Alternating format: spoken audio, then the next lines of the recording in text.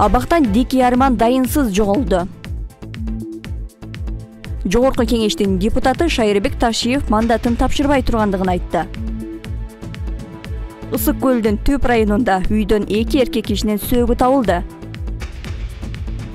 Жогорку кеңештин айрым депутаттары Баткен облусун колдоо үчүн маянасын которо турган болушту.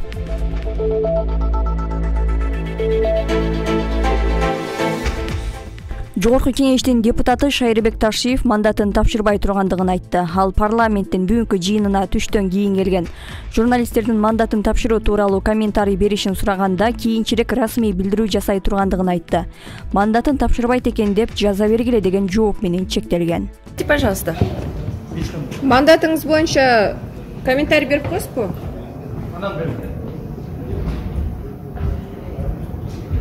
Анткени ошол тапшырбайт болуп атат, ал учурда дагы элдер митинг кылып атат, тарапташтарыбызчы. Ошону мүмкүн болсо расмий билдирип коебузбу?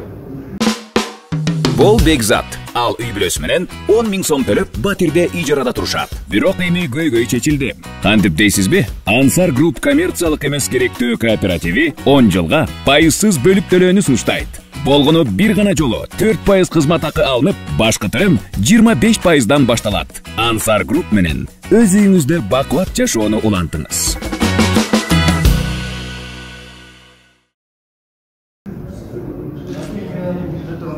Өзүңүздүн позицияңызды билдирип койсоңуз эле. Позицияңды расмий билдире турган өзүмдүн аягында айтамын.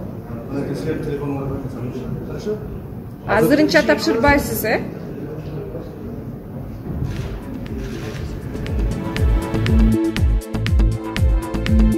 Ысык көлдүн Түп районунда үйдөн 2 эркек кишинин сөөгү табылды. Бул тууралуу Ысык көл облустук милициясынын маалымат кызматы кабарлады. Ага окуя боюнча билдирүү милицияга кечээ түшкөн. Жерине милиция кызматкеринин ыкчам иликтөө тобу барып, 56 жана 48 жаштагы эркек кишилердин сөөгүн тапкан. Белгилүү болгондой, алар жаткан бөлмөдөгү жылыткычтан өрт чыгып, экөө иске ууланып калган. Каза болгондордун денесинен зомбулуктун белгиси табылган эмес деп айтылат маалыматта. Бул иш боюнча соттук медициналык экспертиза дайындалгандыгы кошумчаланды. Жогорку кеңештин айрым депутаттары Баткен облусун колдоо үчүн 1 айлык маянасын которо тургандыгын айтты. Жыйындын жүрүшүндө 5 эл өкүлүнөн турган Ыйман Нуру фракциясы менен 13 депутаттан түзүлгөн элдик топ айлыгын бере тургандыгын жарыялады. Андан соң депутат Кундузбек Сулайманов депутаттардын баарын эле 1 айлык маянасын которууга чакырды. Ал эми Исхак Масалиев бул каражат менен маселе чечилбей тургандыгын, андан көрө министрлер кабинетине тийиштүү тапшырмаларды берип, ийри суммадагы каражат тартуу маселелерин чечип берүүнү сунуштады. Эл өкүлү Жанар Акаев эгерде акыт которула турган болсо, даректүү түрдө которуу керектигин айтты. Ал 6-чы чакырылыштын депутаттары дагы жазында Баткенде чыр чыкканда айлыгын берип, бирок каражат 5 ай бою колдонулбай жаткандыгын мисал келтирди.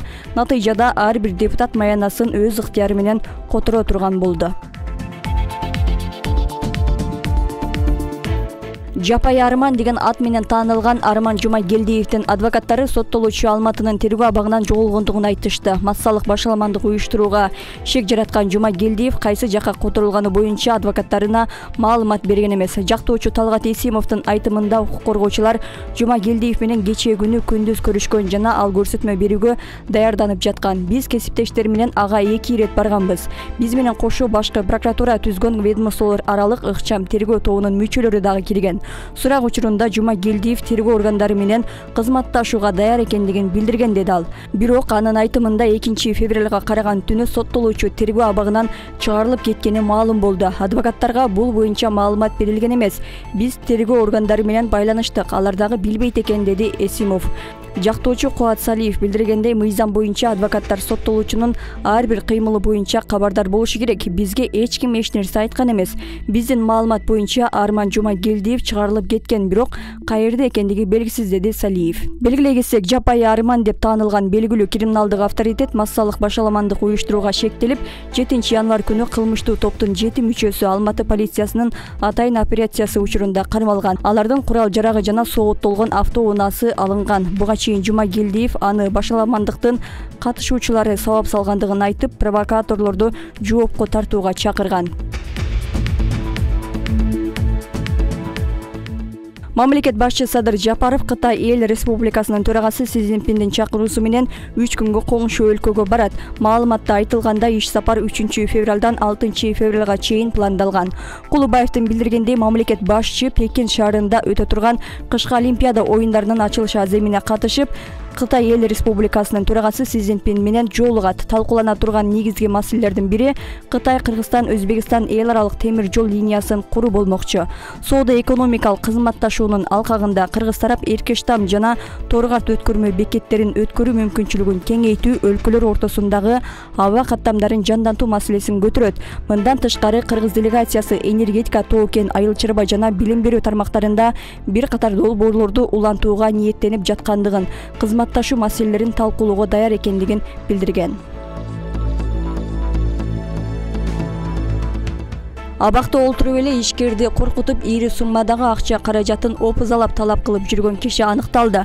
Бул тууралуу ИИМден билдиришти. Ага ылайык ишкер товар ташып жеткирүү менен алектенип жүргөн. Өзүнүн криминалдык авторитет катары тааныштырган киши аны коркутуп акчасын алып турган, шектүү абакта жаткандыктан акчаны жакын адамдары жеткирип берчү. Ишкерден 2020-жылы ноябрдан тарта опузалап акчасын алып турушкан. Кылмышкерлер жалпысынан андан 100 миңдеген акчаны алышкан. Жабырлануучу милицияга кайрылууну көпкө чейин ойлонуп, 1 жылдан кийин арыз берген деп айтылат маалыматта. ИИМдин кылмыш иликтөө башкы башкармалыгынын кызматкерлеринин жүргүзгөн аракетинин натыйжасында бул фактыга тиешеси бар деп Нарын облусунун 1986-жылы туулган тургуну кармалды. Шектүү жаза аткаруу кызматынын мекемелеринин биринде жазасын өтөп жатыптыр. Мурда бир нече жолу соттолгону маалым болду. Учурда тергөө кызматына жеткирилип, шакирти дагы кармалган деп айтылат маалыматта. Ошондой эле уюшкан кылмыштуу топтун мүчөсү катары ИИМдин ыкчам тергөө каттоосунда турары маалым болду. Учурда иликтөө иштери жүрүп жатат.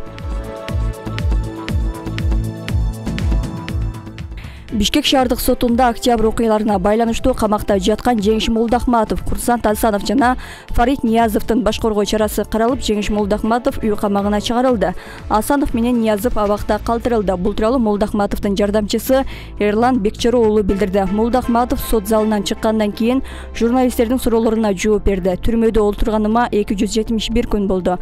Ушул күнгө чейин колдоп турган элиме, колдоочуларыма, өзгөчө журналисттерге рахмат айтамын. Буйруса үйгө чыктым. Мындан ары да кайрат күч менен эл жерибизге кызмат кылганга даярбыз. Эч качан позициядан жана принциптен дагы тайган эмеспиз.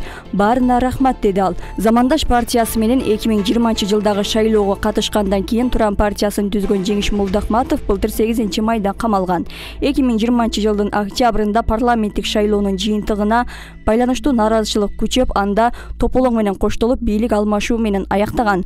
Башаламандык учурунда мурдагы президент Алмазбек Атамбаевдин жана аны менен кошо кармалгандар абактан бошотулган. Үй камагынан чыктык. Түрмөдө отурганыма 271 күн болду. Ушул күнгө чейин ошо дем күч берип колдоп турган жалпы элиме, колдоочуларга, өзгөчө журналисттерге мен терең ыраазычылык билдирем. Рахматымды айтам. Эми буюрса үйгө чыктык, элиме чыктым. Мындан ары кайрат күч менен эл жерибизге кызмат кылган. Рахмат. Сиз буга чейин бийик сындап келгенсиз да. Анан кийин кайрата улантырып кандай? Мен эми азыр айткандай кыргыз элиме, жериме кайрат күч менен кызмат кылганга ар дайым дайынбыз. Эч качан позициядан да тайган эмеспиз, принциптен да адашкан эмеспиз. Бардыгы буюрса жакшы болот. Эми азыр бир жаңы эле чыктык, үйгө барайын, эл журт менен таанышып, табышып дегенде андан кийин сөзсүз кайрылабыз. Эл менен да кездешебиз. Рахмат. Баарына рахмат.